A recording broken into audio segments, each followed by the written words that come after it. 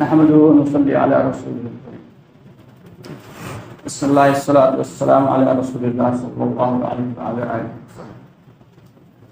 پیارے دوستو، عزیز ساتھیو، اللہ رب العالمین کا بے حد شکر و احسان اور کرم ہے کہ اللہ رب العالمین نے ہم سب کو ایک عظیم دن جمعے کے دن یہاں پہ مجتمع فرمایا. اور اللہ کا بہت بڑا احسان اور کرم یہ ہے کہ اللہ نے ہمیں ایمان سے نوازا. یہ جو ایمان ہے یہ اللہ تعالیٰ کی دی ہوئی نعمتوں میں سب سے اعلیٰ اور ارفع نعمت ہے. لیکن آج اگر دیکھا جائے تو امت دو چیزوں سے سب سے زیادہ پریشان. جو سروے کیا گیا تو مسلمان دو چیزوں سے سب سے زیادہ پریشان. ایک تو روزگار کے اعتبار سے، روزی کے اعتبار سے، اور دوسرے جادو ٹونے کے اعتبار سے. سب سے پہلی چیز تو یہ ہے کہ جادو ٹونے کے اعتبار سے جتنے بھی ہمارے بھائی پریشان ہیں، سب ہر جادو ٹونے نظر سحر سب کا اللہ نے علاج ہمیں دے دیا، لیکن ہم اس پر عمل نہیں کرتے. ادھر پیروں فقیروں کے پاس بھاگ رہے ہیں.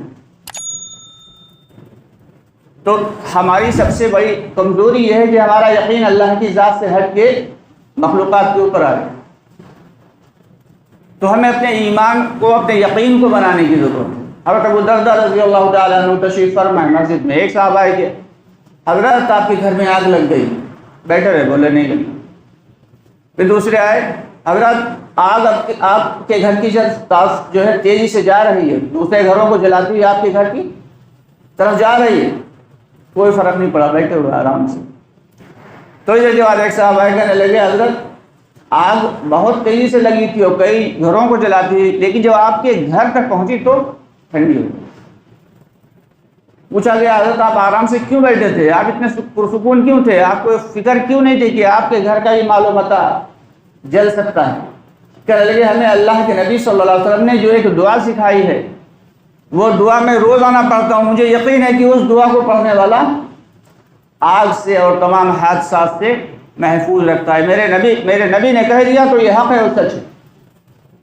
دوستو، صحابہ کرام کا یہ ایمان اور یقین ہی تھا جو نہیں ان کو اعمال پہ کھڑا کیا. یہ یقین ایک بہت اہم چیز ہے. یہ بڑی مشکل سے بنتا ہے.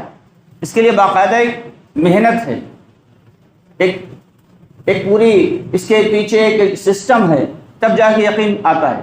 لیکن چلا بہت جلدی آتا ہے. یقین کی خاصیت اور ایمان کی خاصیت کیا ہے کہ جاتا بہت جلدی ہے، آتا بڑی مشکل سے. تو یہ تمام چیزیں، یہ تمام پریشانیاں ہماری دور ہو سکتی ہیں صرف اللہ کے اوپر کامل یقین رکھنے سے. جو شخص روزگار کے اعتبار سے، مالی اعتبار سے پریشان ہے، اس کے بھی اللہ حالات کو بدل دیں گے.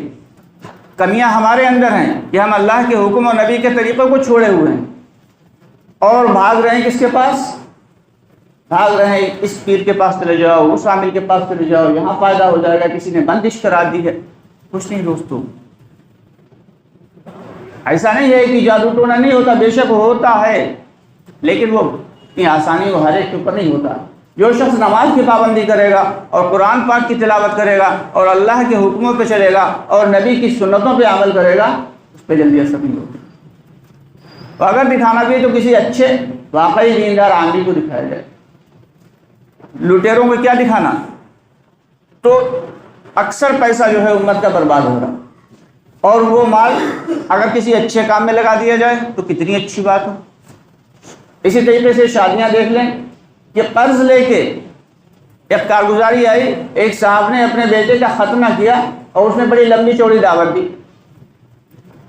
ہم نے پوچھا بھائی ان کے پاس تو کچھ تھا نہیں، یہ جھوپڑی میں رہتے ہیں، انہوں نے کیسے اتنی بڑی دعوت دی؟ معلوم یہ ہوا کہ انہوں نے قرضہ لیا، قرضہ لے کے دعوت دی. کائے کی دعوت دی؟ بیٹے کے ختنے کی دعوت. تو ہمیں سمجھنے کی ضرورت ہے کہ ہمارے نبی ہمیں کیا بتا کے گئے، کیا طریقہ زندگی ہمیں گزارنے کے لیے حکم دے کے گئے، اور ہم کہاں پڑے گئے. تو سب سے پہلے ہمیں اپنے ایمان و یقین کو درست کرنا ہے. اور ایمان و یقین کیسے درست ہوگا؟ اس کے پیچھے باقاعدہ ایک محنت ہے کہ لوگوں میں چل پھر کر خوب دعوت دیں ایمان کو بنانے کی، ایمان کی حقیقت کی، ایمان کے فضائل بتائیں. ہر شخص روزانہ دوسرے کو دعوت دے، نشانہ اپنے آپ کو بنائے. نشانہ اپنے آپ کو بنائے کہ یہ جو ہم اس کو دعوت دے رہے ہیں کس کے لیے دے رہے ہیں؟ یہ اپنے لیے دے رہے ہیں۔ اگر ہم دوسرے کو نشانہ بنا کے دعوت دیں گے تو اس سے دوسرے کا تو فائدہ ہو سکتا ہے، ہمارا اپنا فائدہ نہیں ہو۔ روزانہ کہ اپنے کاموں میں سے ایک اہم کام اسے بنا لیں کہ روزانہ ہمیں 2 4 5 لوگوں کو دعوت دینا ہی دینا ہے۔ اس کے بعد اپنے نماز کو درست کرنا ہے کہ سارے مسائل کا حل اللہ نے نماز میں رکھا ہے۔ یہ ایک حدیث کا مفہوم ہے، حدیث قدسی ہے کہ اللہ تعالیٰ فرماتے ہیں کہ تم 5 وقت نماز کے اہتمام کے ساتھ پابندی کر لو، 5 وقت اہتمام کے ساتھ نماز کی پابندی کر لو، تمہیں ایسی جگہ سے روزی دیں گے اور تمہاری روزی کو تمام مسائل کو حل کر دیں گے جہاں سے تمہیں گمان بھی نہیں ہوگا، ایسی جگہ سے روزی ملے گی اور روزی میں برکت دیں گے۔ اور دوسری جگہ فرماتے ہیں اللہ تعالیٰ کہ جو شخص 5 وقت نماز کے اہتمام کے ساتھ پابندی کر لے اس کے لیے جنت واجب کر دیتے ہیں، یعنی دوزخ سے اس کی خلاصی فرما دیں گے۔ یعنی دنیا اور آخرت دونوں چیزیں کس چیز سے بن رہی ہیں؟ نماز پہ بن رہی ہیں، اور ہم نماز کو چھوڑ رہے ہیں دنیا کی چیزوں کی وجہ سے، کاروبار کی وجہ سے چھوڑ رہے ہیں، دنیا کی لغویات کی وجہ سے چھوڑ رہے ہیں نماز کو۔ اور جو نماز پڑھ بھی رہے، ایک سروے کے مطابق کتنے لوگ نمازی ہیں دنیا میں؟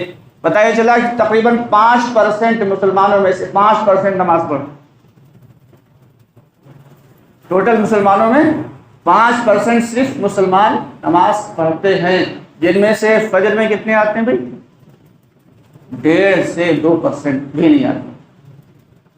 اب اندازہ لگائیں کہ 5 وقت کی اہتمام کے ساتھ پابندی کیا ہے۔ پہلے تو اس پہ غور کر لیتے ہیں کہ نماز کو سیکھ کے پڑھنا ہے، سمجھ کے پڑھنا ہے اور لوگوں کو دعوت دے کے پڑھنا ہے۔ سیکھنا کیا ہے کہ نماز میں جو ارکان ہیں، یعنی نماز میں جو رکوع سجدہ اور اتحیات میں کیسے بیٹھنا ہے، نیت کیسے باندھنا ہے، یہ تمام ارکان کو سیکھنا ہے۔ تمام ارکان کو کس سے سیکھنا ہے؟ کسی سے بھی سیکھ لینا ہے نہیں، علماء حضرات کے پاس جا کے سیکھنا ہے یا کسی اچھے جاننے والے کے پاس جا کے سیکھنا ہے کہ ہماری نیت، ہمارا رکوع، ہمارا سجدہ صحیح ہو۔ اس کے بعد دوسری چیز کیا ہے کہ نماز کے جو اذکار ہیں، سبحانک اللہم سے لے کے جو الحمد شریف پڑھی جاتی ہے، یہ کیسے صحیح ہو، اس کی باقاعدہ فکر کرنا، اس کو صحیح کرنا۔ ہر مسلمان کی کم از کم نماز میں جتنا قرآن پڑھا جاتا ہے اتنا تو قرآن پڑھنا ضروری، سیکھنا، صحیح پڑھنا ضروری ہے۔ صحیح پڑھنا، پڑھتے تو ہم سب ہیں لیکن صحیح کیسے ہے کہ ہمارا تلفظ بھی صحیح ہو، ہمارا مخرج بھی صحیح ہو، ہمارے الفاظ بھی صحیح ہوں۔ کہ ایک شخص کہہ رہا ہے الحمدللہ رب العالمین، الحمدللہ رب العالمین کے مطلب ایک دم الگ ہو جائیں گے اور الحمدللہ رب العالمین کے مطلب ایک دم الگ ہو جائیں گے۔ تو ہمیں ایک تو نماز کو پڑھنا ہے، دوسرے کیا کرنا ہے؟ سیکھ کے پڑھنا ہے کہ نماز کے جو اذکار ہیں کہ سبحان ربی العظیم پڑھا جاتا ہے رکوع میں، تو سبحان ربی العظیم نہیں کہنا ہے، معنی ایک دم الٹ ہو جائیں گے۔ سبحان ربی الاعلیٰ، سبحان ربی الاعلیٰ نہیں کرنا ہے، بلکہ سجدے میں سبحان ربی الاعلیٰ ذہن میں ہو ہمارے کہ ساری پاکی اس کے لیے ہے، اس رب کے لیے جو سب سے اعلیٰ، سب سے بلند ہے۔